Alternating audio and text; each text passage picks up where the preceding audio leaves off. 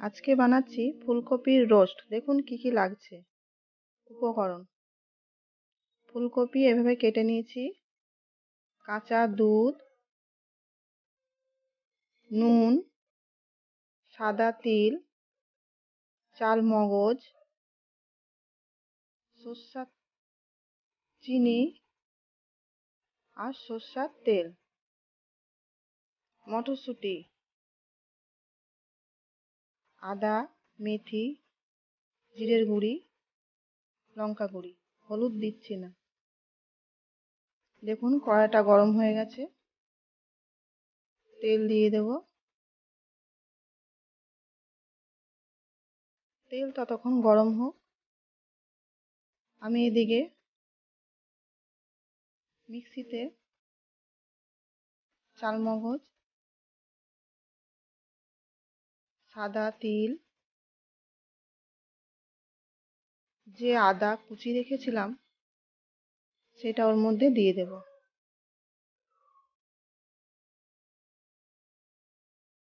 এই সবগুলোকে একটা পেস্ট তৈরি করব। জল দিলাম,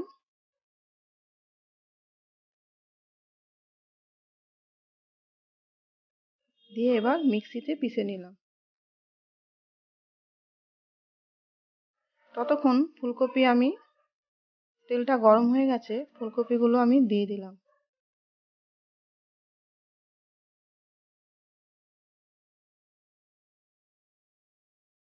আর দেব নুন।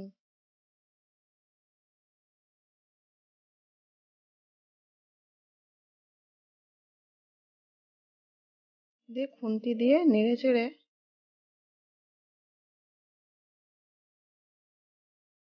একটা থালায় ঢাকা দিয়ে দিলাম। পেস্ট তৈরি হয়ে গেছে দেখুন।